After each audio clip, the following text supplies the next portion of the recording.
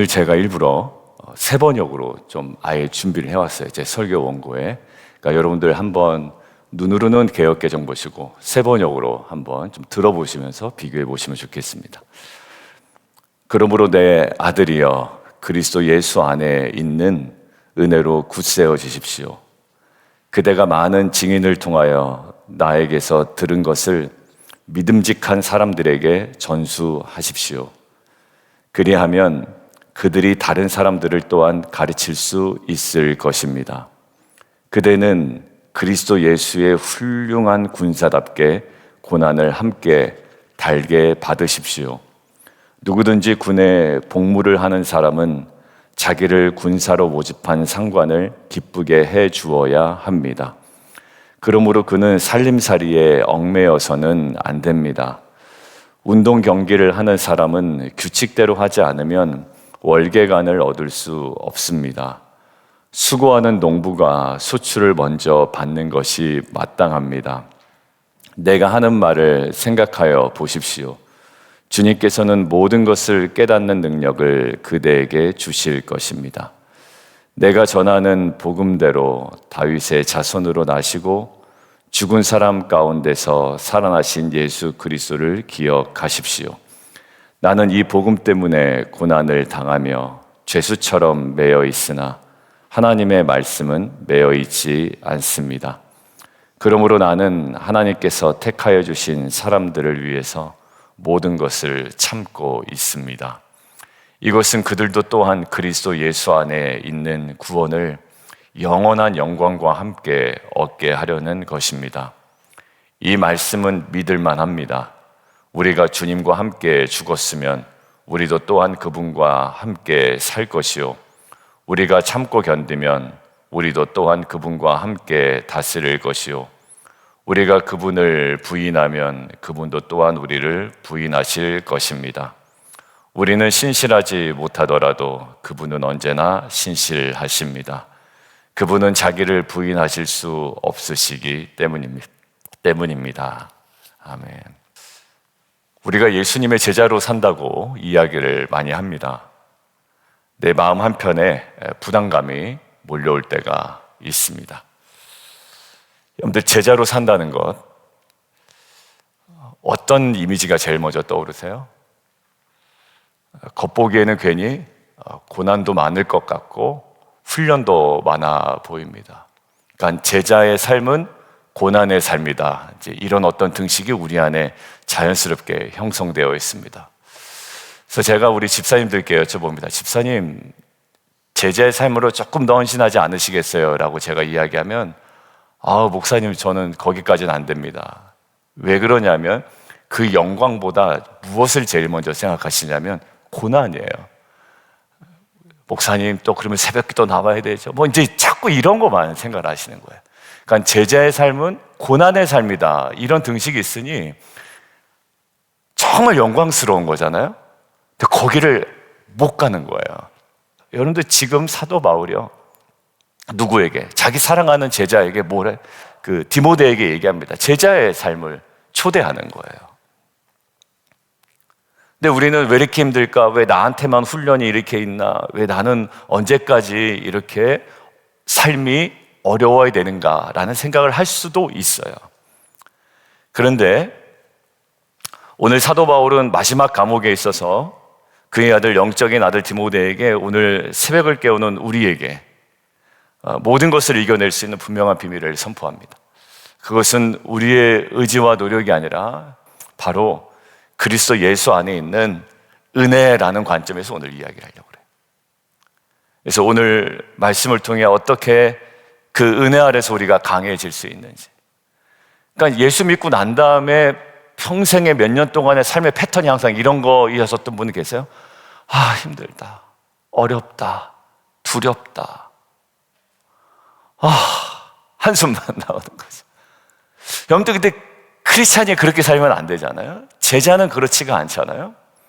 자, 그러면 바로 그리스도 예수 안에 있는 은혜인데 오늘 말씀을 통해 은혜 아래 어떻게 강해질 수 있는지, 그리고 제자의 삶이 겉보기엔 고난 같지만 그 끝이 얼마나 영광스러운 것인지 함께 좀 묵상해 보려고 합니다. 첫 번째요. 제자는요, 은혜 안에서 강해지는 사람이에요. 그게 오늘 아주 선명한 글입니다. 제자는 은혜 안에서 강해지는 사람이에요.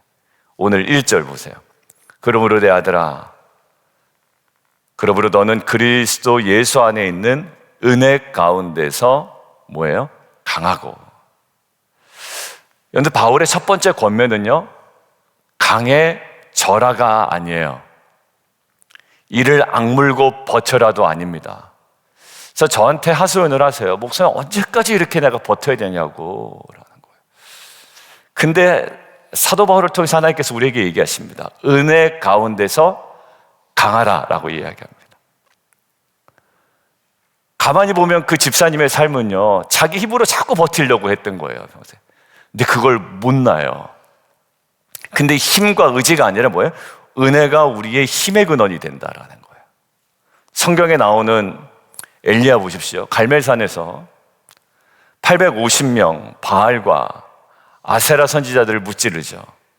하늘에서 불을 내리는 능력의 종으로 쓰임받았단 말이에요.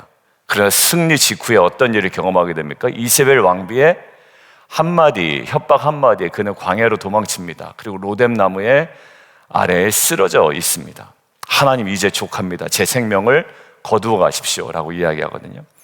완전 방전되었습니다. 근데 그때 하나님이 어떻게 하셨습니까? 선지자가 그것도 못 이기느냐라고 책망하신 것이 아니라 천사를 보내서 어루만지시고 숯불에 구운 떡과 물을 주셨죠. 이것이 바로 뭐냐면 은혜예요. 이것이 은혜입니다. 여러분들, 엘리야는 그 떡과 물과 그 은혜를 먹고 다시 힘을 얻어서 40일 동안 호렙산에 도달하게 됩니다. 여러분들, 우리의 힘으로 제자의 길을 걸어가려고 하면 우리도 로뎀 나무 아래 쓰러질 수밖에 없습니다. 여러분들, 오늘 보면 강해라 라는 것은 우리 보고 강하여지라고 요구하는 것이 아니라 강함을 어떻게 해요? 강함을 공급받으라 라는 메시지가 강하다는 거예요. 제가 이렇게 주석을 보다 보니까 그 헬라어의 뜻은 우리 보고 스스로 강하여지라고 막 요청하고 촉구하는 것이 아니라 그 은혜 아래 강함을 계속 공급받으라라는 것이. 오늘 하루 내 힘과 경험을 의지하지 않았으면 좋겠습니다. 저는 이 새벽 시간이 그 무엇보다도 중요한 시간이라고 생각이 들어요. 각자마다의 시간이 있으시겠지만 엘리야에게 주셨던 그 떡과 물, 그리고 바로 주님이 공급하신 은혜를 먼저 이 새벽 아침에 구하며 나갔으면 좋겠습니다. 주님, 저는 힘이 없습니다. 은혜가 필요합니다. 그래서 이 새벽 주님이 주신 은혜의 떡을 저희가 먹고 다시 힘을 얻어 또 다른 40일의 그 길을 걸어갈 수 있는 저와 여러분 되기를 주님의 이름으로 축원드립니다. 그래서 40일 지나서 또 지치면 또 은혜로 공급받아 그 은혜로 또 걸어가는 거죠. 두 번째요. 제자는 어떤 사람이냐면 힘든 사람이 아니라요. 오늘 정확하게 얘기합니다. 복음을 위임하는 사람이에요. 은혜로 강하여진 제자는 무엇을 합니까? 2절이에요. 예, 저는 여기서 핵심을 밑줄을 어디다 걷었냐면 부탁하라. 사람들에게 부탁하라. 그런데 제 안에 눈에 확 들어오는 게 있었습니다. 충성된 사람들을 잘 보고 그 사람들에게 부탁하라라는 거예요. 충성된 사람들에게 부탁하라. 안 목사님 그때 오셨을 때 저한테 뭐라고 그랬냐면, 목사님, 형님, 이제 편할 때는 저한테 형님 훈련은요 반응 보이는 사람들한테만 하세요 그러더라고요. 반응 보이는 사람한테. 억지로 해서 안 되더라고요. 이렇게 해서. 그래서 성경 공부도 하면 막 열정적으로 달려드시는 분들이 있고요. 그냥 또 억지로 그냥 계신 분들도 있거든요. 그래서 제가 얘기합니다. 억지로는 하지 마세요라고 이야기합니다. 억지로는. 그런데 완전 천지 차이가 나요. 이번 수요일 날 하는 그 피스메이커는 사실 초반의 동기는 사실 억지로 들어오셨어요. 왜냐하면 제가 우리 남성 리더들은 좀 해야 되겠다 싶어서 했거든요. 근데 지금은 완전히 풀리 마음을 두시고 계신 것 같아요. 감사하죠. 여러분들, 충성된 사람들에게 부탁하라는 게 우리가 강건해져서 이것들을 분별하는 겁니다. 그리고 느껴지고 보여요. 여러분들, 은혜는요 나 혼자 움켜쥐고 있는 게 아니거든요. 반드시 어떻게 흘려보내야 합니다. 바울은 디모데에게, 그리고 디모데는 누구에게? 충성된 사람들에게 또 그 사람들은 또 다른 충성된 사람들에게, 이것은 복음에 마치 뭐와 같냐면 릴레이 경주와 같아요. 그래서 제가 피스메이커는 이번에 이제 하고 난 다음에 피스메이커 지도자 과정을 좀 만들면 좋겠다. 물론 올해는 아니에요. 그래서 이것들을 좀 경험한 사람들 있잖아요. 그래서 충성된 사람들을 제가 주석을 찾아보니까 이런 거예요. 하나님의 말씀을 아는 자가 아니라 이 아는 대로 살려고 노력하는 자들이라는 거예요. 그러니까 그런 자들에게 이 피스메이커는 너무 중요한, 그분이 리더가 될 것 같은 거예요. 왜냐면 하는 거 보면 지난주에는 제가 가르친 건 아무것도 없고요, 케이스별로 나눴습니다. 아마 그전 기수는 그런 적이 없을 거예요. 한 9분이니까 그거의 절반만 해도 한 2시간이 다 가요. 근데 그 케이스를 하나하나 하니까 막 웃고 떠들고 이야기하고 돌아보고 역시 무엇이 우리가 잘못이 되었는지를 스스로 우리가 알아가는 시간이었거든요. 이것들 어떻게 위임하는 단계예요. 여러분, 요한복음 1장을 보면 안드레가 나오죠. 침례 요한의 제자였습니다. 보라, 하나님의 어린 양이로다 라는 말을 듣고 예수님을 따라요. 그는 예수님의 메시아이심을 깨닫는 엄청난 은혜를 경험합니다. 그리고 가장 먼저 한 일이 무엇일까요? 자기의 형 시몬을 찾아갑니다. 그리고 우리가 메시아를 만났다. 그리고 그를 예수님께로 데리고 옵니다. 안드레는요, 자기가 받은 은혜를 자기 형에게 흘려보냈던 거예요. 그리고 베드로는 훗날 오순절에 몇 명? 3,000명, 그리고 5,000명 회개시키는 위대한 사도가 되죠. 여러분들 릴레이 보면 뭐가 제일 중요해요? 바톤 터치가 중요합니다. 그 하계 유니버시아 대회에서 우리나라가 1등을 했어요. 400m 릴레이, 100m, 100m 나눠서 뛰는. 우리가 이제 그 대학생들이 엄청 잘 달리더라고요. 그래서 그때 금메달 땄어요. 처음이래요. 근데 그때 원래 우승 유력 후보군이 하나 있었습니다. 근데 거기가 어디서 실패했냐면 3번 주자와 4번 주자가요, 제가 제 와이프에게, 사모에게도 보여줬습니다. 그 바톤 터치 순간이 이게 한 번에 탁 되지 않으니까 몇 번을 절었어요. 그러니까 그 순간에 그냥 한국이 치고 나가버린 거예요. 여러분들, 이 바톤 터치는요, 릴레이에 있어서 바톤 터치를 못하면 끝까지 갈 수가 없어요. 복음도 마찬가지로 생각해요. 왜 우리까지 복음이 전해졌죠? 누군가의 지금 충성된 사람들에게 이 사명을 계속 부탁해왔던 릴레이가 이어졌기 때문입니다. 여러분들, 저와 여러분이 강건해져서 무엇을 해야 됩니까? 다음 세대들이에요.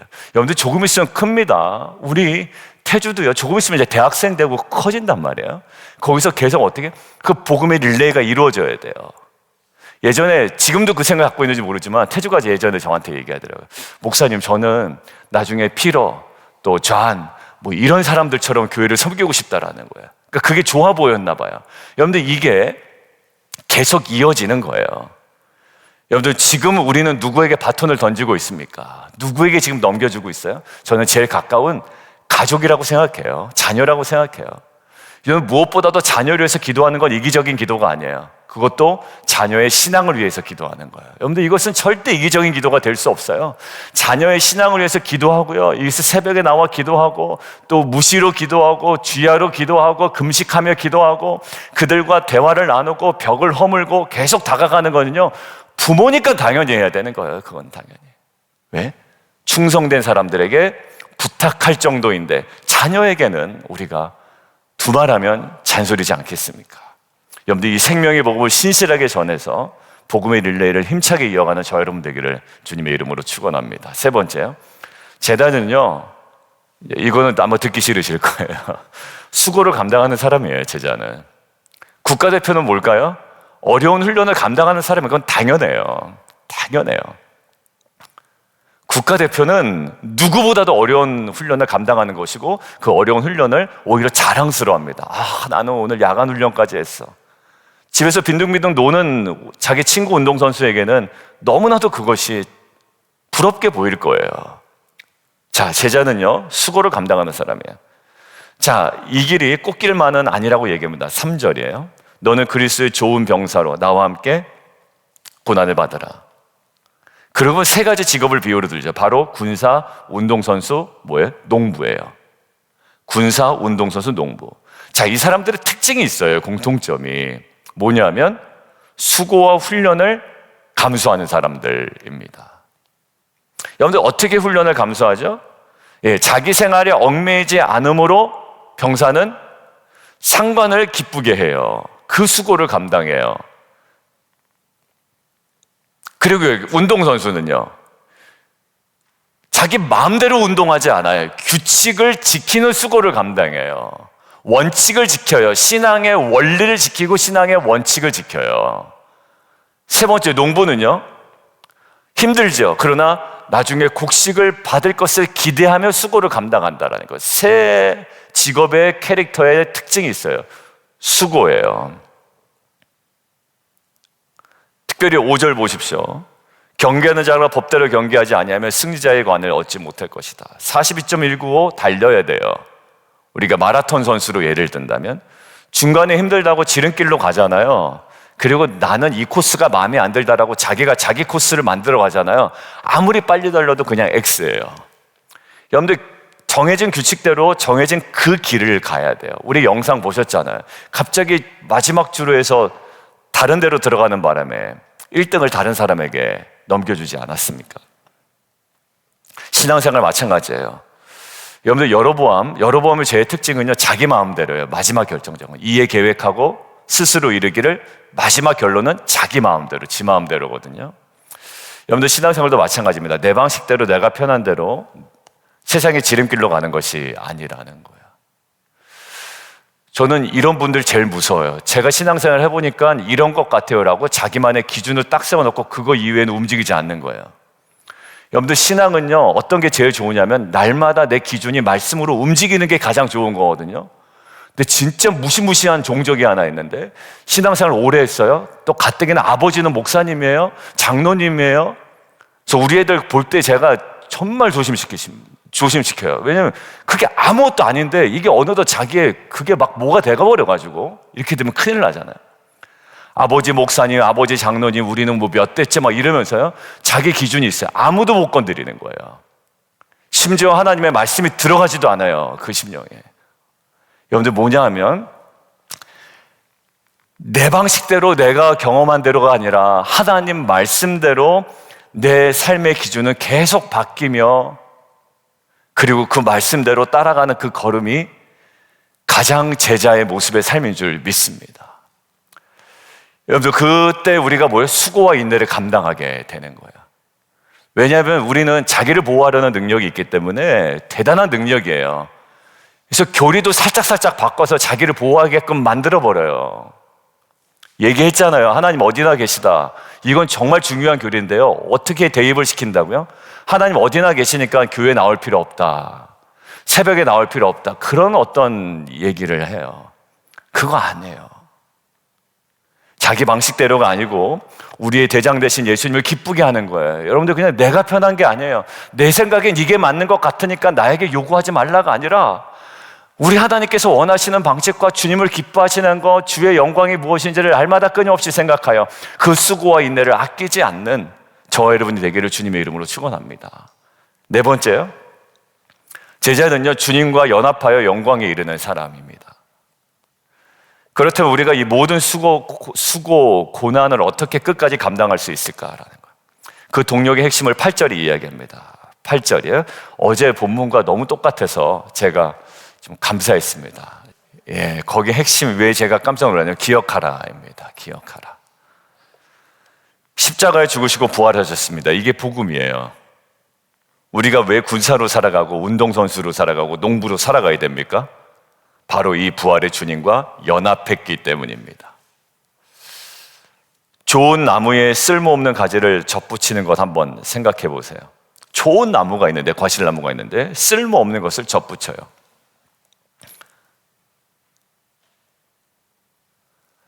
이상하잖아요. 이것은 죽음입니다. 쓸모없는 가지를 잘라내는 거예요. 이거는 죽음이죠.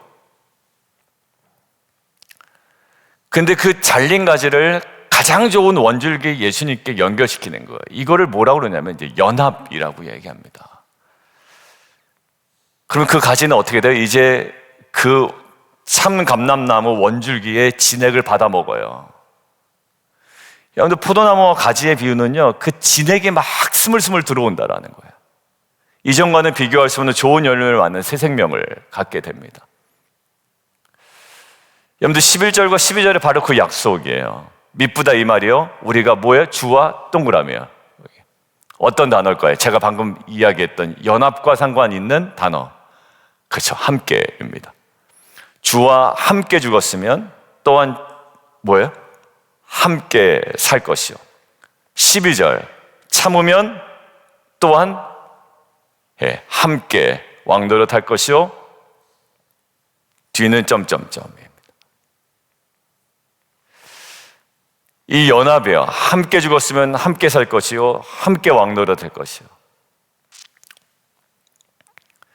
제자의 고난은요, 낭비가 절대로 아닙니다.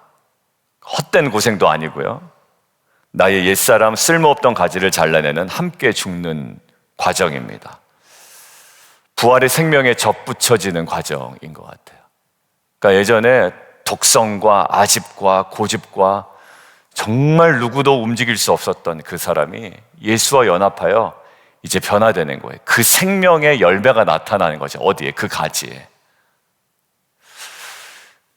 근데 고집이 좀 꺾였으면 좋겠어요. 그죠? 제 자신도 보면 고집이 더 꺾이면 좋겠고, 제가 드세지지 말라고 하는 것은 단순히 성질을 내는 문제가 아니라 그냥 아무도 움직일 수 없는 사람이 되면 안 돼요. 아무도 움직일 수 없는 사람이. 예수와 연합하여 예수의 생명의 그 진액이 우리 삶 가운데 들어와 그 생명의 열매가 우리의 삶의 가지라는 그 아름다운 지점에 잘 맺혀 나갔으면 좋겠습니다. 그래서 옛사람과 세상의 욕심은 날마다 십자가에 못 박아 죽어나가고 오직 부활하신 주님과 깊이 연합하여 생명의 열매를 맺고, 마지막 지점은 뭐예요? 장차 주님과 함께 왕노릇하는 영광에 이르는 저와 여러분 되기를 주님의 이름으로 축원합니다. 여러분들 태능 선수촌 가면 그 영광에 좀 이르러야 되잖아요. 결론 말씀 맺겠습니다. 제자는 은혜 안에서 강해지는 자이고요, 복음을 위임하는 자이고, 기꺼이 수고를 감당하고 마침내 주와 함께 어떻게 영광을 누리는 자입니다. 태능 선수촌 제가 말씀드렸는데요, 그 영광에 이르는 거예요. 그 국가대표라는 영광, 또 올림픽 메달리스트라는 그 영광.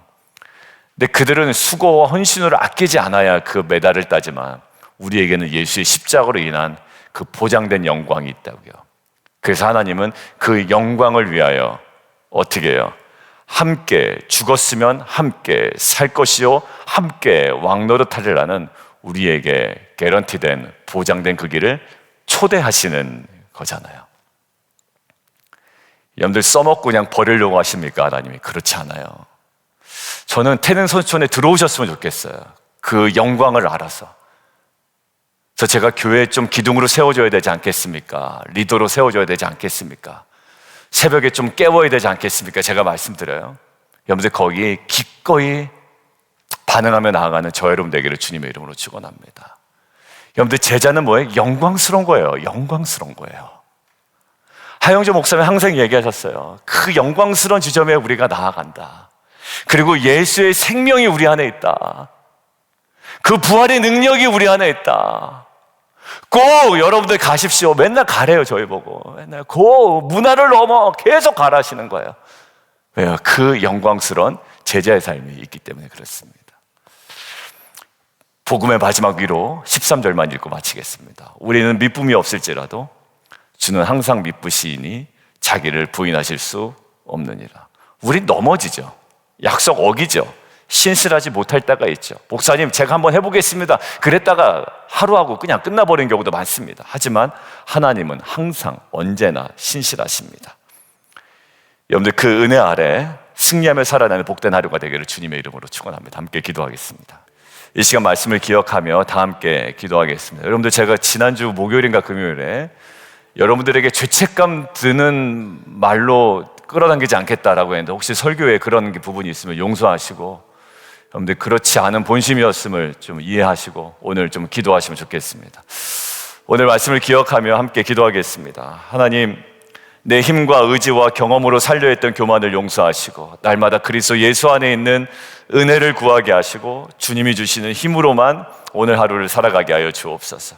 그리고 두 번째, 이 받은 이 생명의 복음을 나 혼자 누리는 자가 아니라 안드레가 베드로를 인도했듯 가장 가까운 가족과 이웃, 특별히 우리 자녀에게 신실하게 흘러보내는 복음의 통로 되게 하여 주옵소서. 세 번째로요, 제자의 삶에 따르는 영적 수고와 훈련을 피하지 않게 하여 주시고, 세상 염려에 얽매이지 않은 군사로, 말씀의 법대로, 다름질하는 선수로, 땀 흘려 수고하는 농부의 마음으로 주님을 기쁘시게 하는 하루가 되게 하여 주옵소서. 그리고 하나님, 날마다 나의 옛사람은 주님과 함께 십자가에 못 박아 죽게 하시고 부활하신 주님과 연합하여 새 생명으로 살아가게 하여 주옵소서. 그 영광의 왕노릇할 것이요, 하나님, 그것이 우리에게 보장된 은혜임을 알아 오늘 이 제자의 귀한 삶을 우리가 수고하며 살아가는 귀한 한 날 되게 하여 주옵소서. 우리 주님 이름 한번 부르고 함께 기도하겠습니다.